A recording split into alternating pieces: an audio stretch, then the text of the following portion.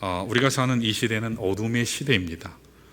갈수록 점점 더 험악해지고 갈수록 더 척박해지는 현실을 보게 되죠. 올해 국내에서는 크게 두 번의 묻지마 살인 및 미수 사건이 있었습니다. 하나는 신림역 4번 출구 흉기 난동 사건이 있었죠. 7월 21일 그때 한 명이 사망하고 3명이 부상했습니다. 조선이라고 하는 33살 된 청년의 이런 악행이 있었습니다. 또 다른 사건이 그로부터 거의 보름 지난 후 서현역 칼부림 사건이 있었죠. 차량 돌진을 함으로 인해서 이게 8월 3일 날 일어났는데 2명이 사망하고 11명이 중상을 입고 1명이 경상을 입었습니다. 최원종 22살밖에 되질 않았는데 참 아들 같은 그런 청년이에요. 참 안타까운 그런 일을 보게 됐습니다. 이후로 많은 사람들이 사주 경계하듯이 핸드폰을 들고 다니면 사방으로 쳐다보면 어디도 누가 차로 들이받지 않나, 칼이 날라오지 않나 그런 습관이 생기기도 했다는 이야기가 있습니다. 마치 경호원이 총을 들고 주위를 살피며 적을 살피는 듯한 행동들이 생겨났다고 합니다. 미국의 경우는 매년 총기 사고와 희생자가 증가하고 있습니다. 작년 기준으로 607건, 사망자 4만 명, 총기 사고로 죽은 사람이 4만 명입니다.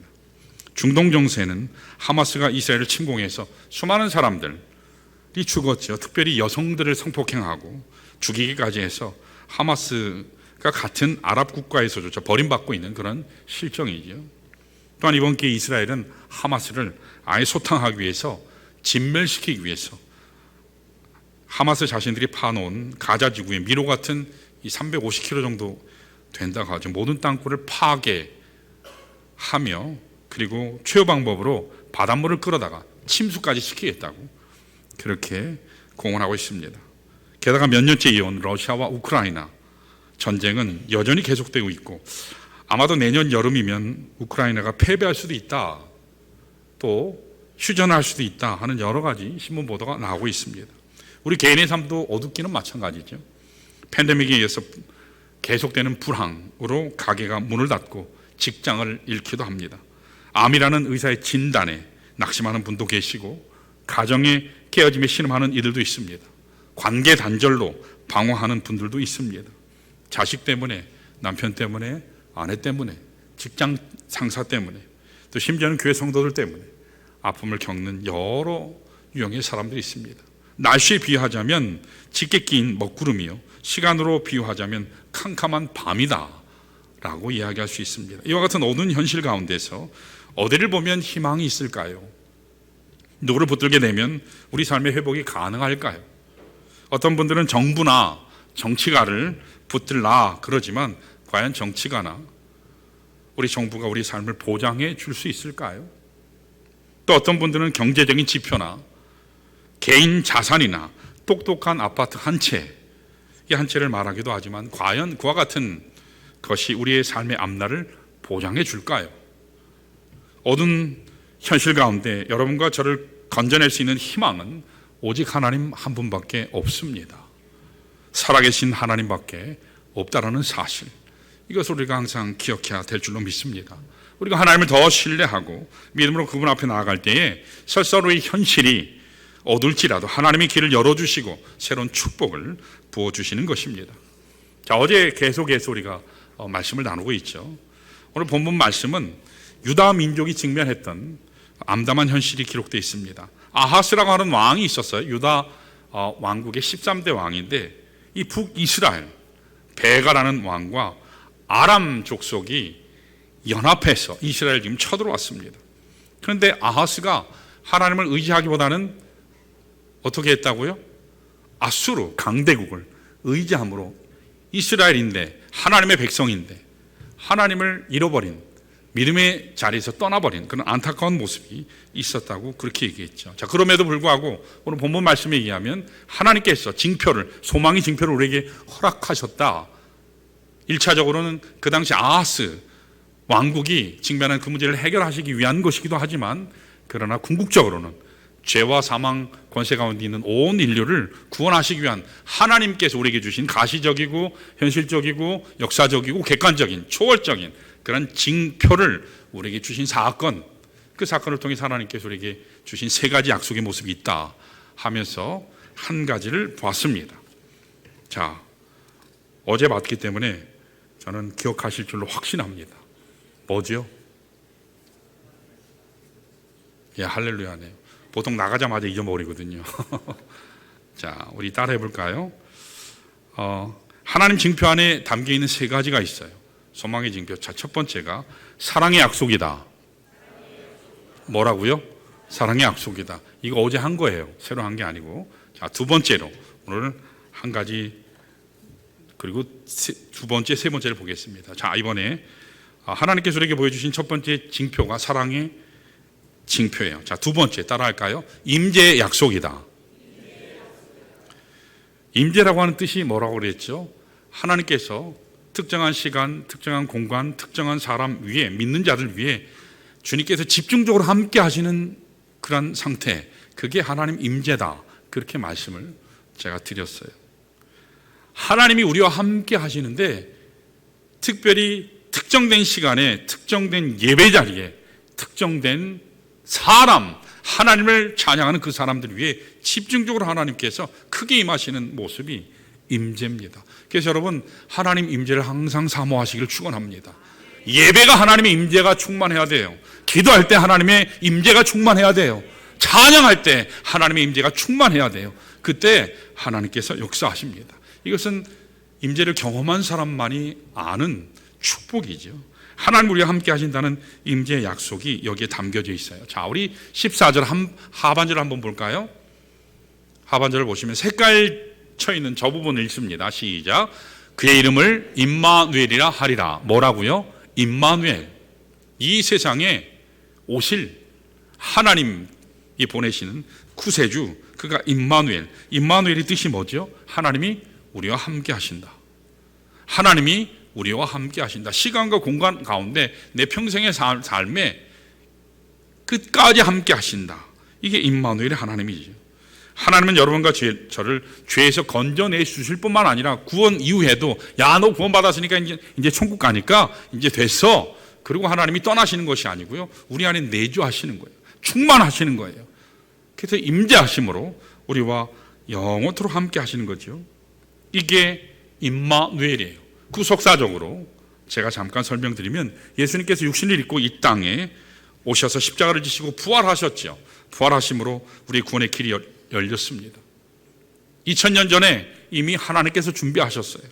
그래서 누구든지 예수 그리스도를 주로 영접하기만 하면 하나님의 자녀가 되는 것입니다.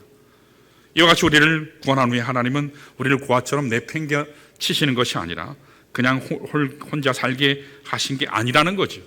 주님께서 오셔서 십자가 사건을 통해서 구원하신 후에 주님은 영원토록 함께 거하실 것을 약속해 주셨어요. 그게 마태복음 28장 20절 하반절에 있어요. 볼지어다 내가 세상 끝날까지 너희와 항상 함께 하리라. 주님께서 약속하셨습니다. 예수님께서 지금 승천하시면서 제자들에게 하신 말씀이에요.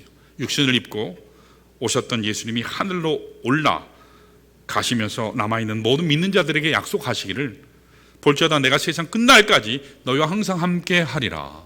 그런데 이상합니다. 예수님은 사실 공간의 시간의 제약을 받았기 때문에 모든 믿는 자들과 함께 하실 수 없거든요. 그래서 어떻게 하셨죠? 하나님께서요, 떠나시면서 내가 가는 것이 너에게 유익하다. 왜냐하면 하나님께서 보혜사 성령을 너희에게 보내실 것이기 때문에. 성령의 오심을 말씀하셨어요.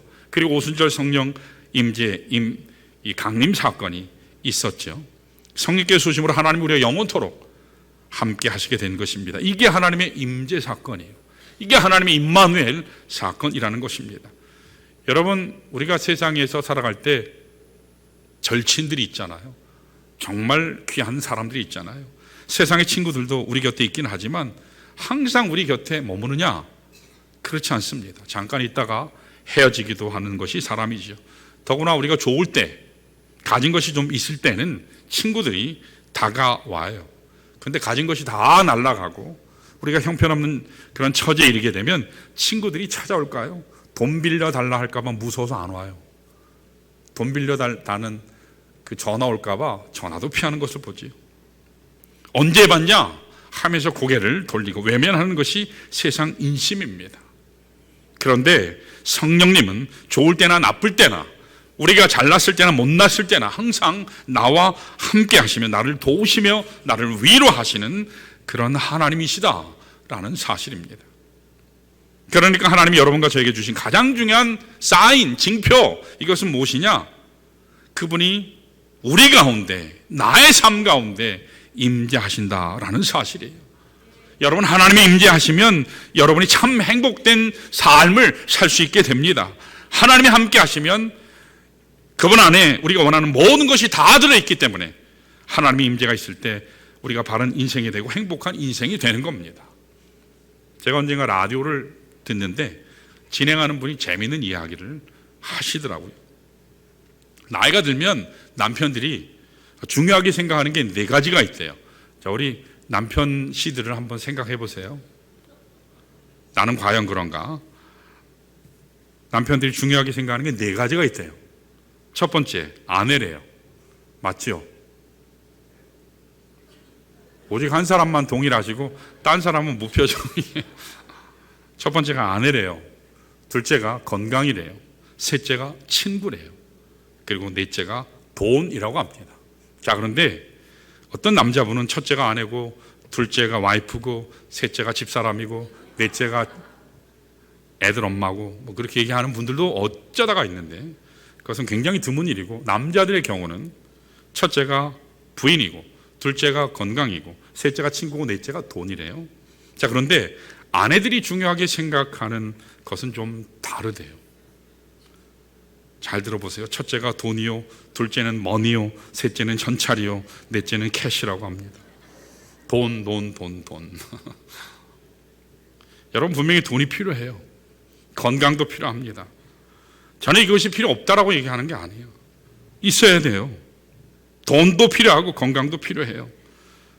그러나 우리가 아무리 많은 돈을 가지고 아무리 건강할지라도 하나님이 임재하시지 않으면, 하나님이 떠나가시고 나면 남는 게 없어요.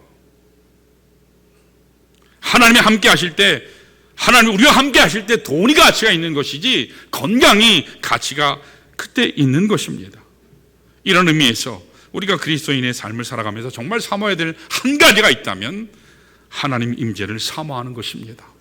여러분, 하나님 임재를 사모하시기를 축원합니다. 나의 인생 가운데 하나님이 충만하게 임재하시도록, 나의 심령 한복판 가운데 하나님이 임재하시도록, 하나님이 우리 가정 가운데 임재하시도록, 하나님이 우리 예배 가운데 임재하시도록, 찬양 가운데, 기도 가운데 임재하시도록 하게 될 때 하나님의 임재가 있는 곳마다 어둠의 권세가 떠나갑니다. 하나님이 임재하는 곳마다 질병이 떠나갑니다. 문제가 떠나갑니다. 염려와 걱정이 떠나가게 될 줄 믿습니다. 하나님이 치유자이시고 빛이신 하나님이시기 때문에 하나님의 임재가 있으면 하나님의 영광을 보게 됩니다. 하나님의 임재가 있을 때 참된 능력을 받게 되고 참된 소망을 갖게 되고 그리스도인답게 살아가게 되는 것입니다. 그러므로 사랑하는 여러분, 이번 성탄 계절에 다른 무엇보다도 하나님의 임재를 사모하시는 주의 백성들 되시기를 축원합니다. 자, 이와 같이 하나님께서 우리에게 보여주신 소망의 징표, 첫 번째는 사랑의 징표, 두 번째는 임재의 징표, 마지막 세 번째 따라할까요? 승리의 약속이 있다. 하나님은 우리와 함께 하심으로 모든 대적을 물리치시고 승리를 안겨주십니다. 이게 15절 16절 말씀이에요. 자, 우리 한번 읽어볼까요? 15절 16절 시작. 그가 악을 버리며 선을 택할 줄 알 때가 되면 엉긴 젖과 꿀을 먹을 것이라. 대저 이 아이가 악을 버리며 선을 택할 줄 알기 전에 내가 미워하는 두 왕의 땅이 황폐하게 되리라 그랬습니다. 자, 여기 보면 그가 악을 버리며 선을 택할 줄 알 때가 되면, 선을 택할 줄 알 때가 되면, 이 말은 쉽게 얘기하면 늦지 않은 시간에 그런 뜻이에요. 지체 없이 빨리, 그런 말이에요. 그리고 16절에 대저 이 아이가 악을 버리며 선을 택할 줄 알기 전에 라고 하는 말은 아직 영아일 때, 아직 어릴 때, 아이가 다 자라기 전인 아직 어린 영아일 때 너희들을 대적하고 공격했던 아람과 에브라임이 북이스라엘이 패망하게 되리라 하나님께서 약속하신 거예요. 여러분, 하나님께서는 하나님의 능력을 붙잡는 자마다 대적자를 물리칠 수 있는 힘을 주시고 승리를 안겨주시는 겁니다. 이게 하나님이. 여러분, 실제로 역사를 살펴보면 오늘 본문에 등장했던 세 부류가 있죠.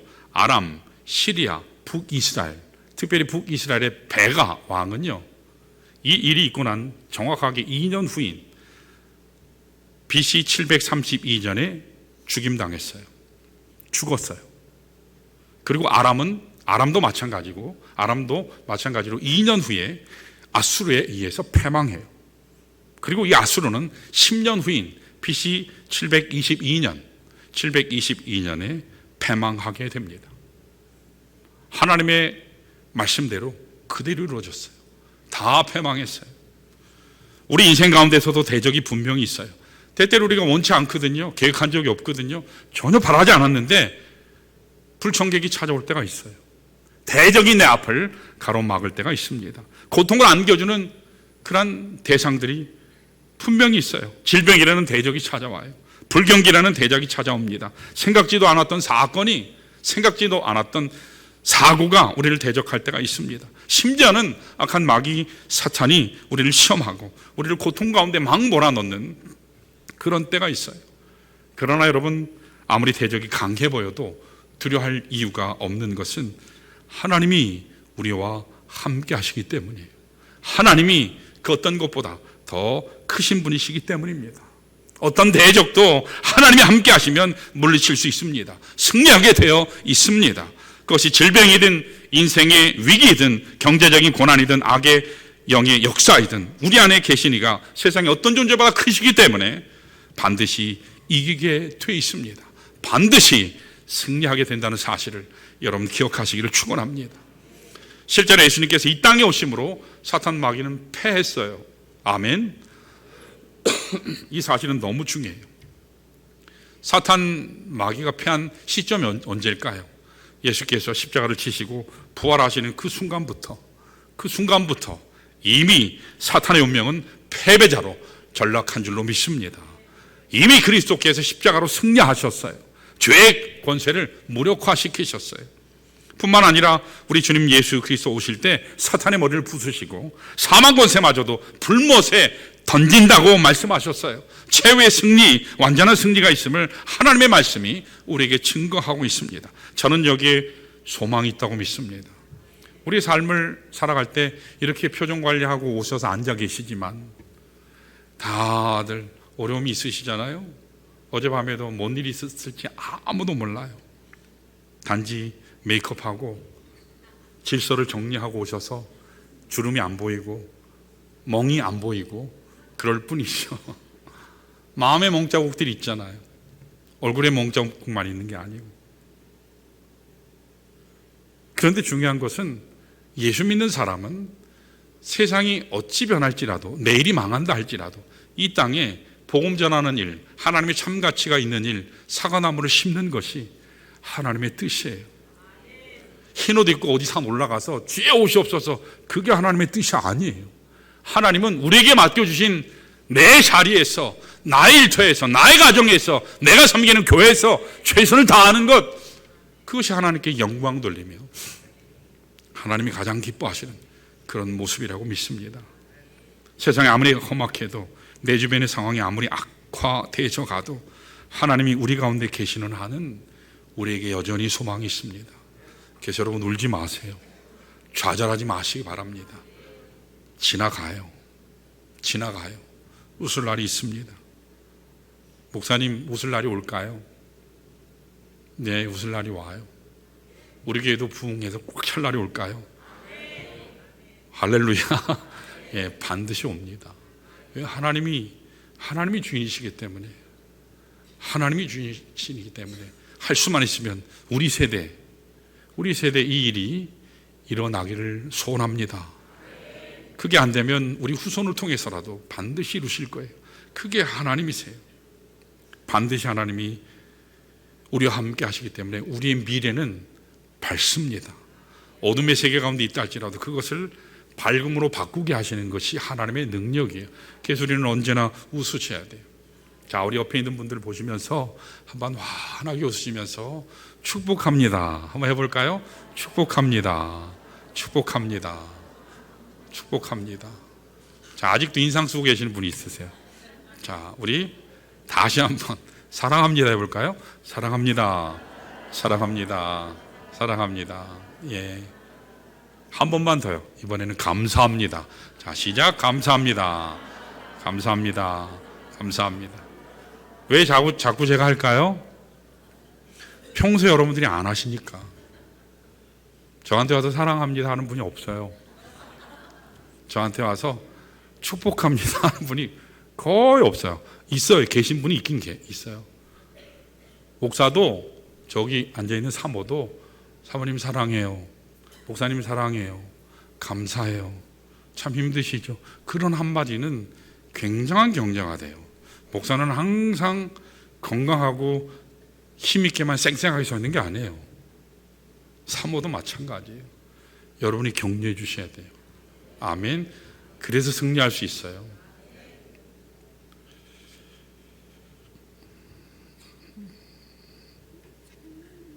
우리 인생 가운데 눈에 보이는 가시적인 세계, 여러분 인생, 거기에 인생 걸지 마세요. 한참 가다 보면 내가 속았구나. 내가 속았구나. 하나님께로부터 이렇게 멀어지게 하는 사탄의 역사거든요. 어떻게든 사탄의 목적은 단 한 가지예요. 하나님과 떼놓는 거예요. 그래서 하나님께서 우리에게 본질적으로 주신 본래적인 우리의 고유한 하나님께서 주신 사명들이 있는데 그 일을 지체하게 하고 못하게 하기만 하면 돼요. 그래야 하나님의 일이 안 이루어지잖아요. 하나님의 영광이 드러나지 않잖아요. 하나님의 나라가 확장되지 않잖아요. 복음이 멈춰서잖아요. 그래서 여러분 어떠하든 그것이 합리적이든 나의 감정적이든 이성적이든 어떤 것이든 사탄이 분열시키고 깨뜨리는 것을 여러분 잘 분별하시기를 바랍니다. 우리가 살고 있는 현실은 참 어두워요. 아직도 해결되지 않는 문제들이 많이 있습니다. 여러분 가정에, 여러분의 삶의 현장에 아직도 풀어내야 될 숙제들이 많이들 남아 있어요. 그러나 하나님이 함께 하시면 마지막에는 승리인 줄로 믿습니다. 이 시간에 우리 모두 일어나셔서 우리 이 하나님을 감사하며 우리 115장 우리 박수하면서 우리 처음에도 기쁘다 구주 오셨네 찬양했는데 기쁘다 구주 오셨네로 마치겠습니다.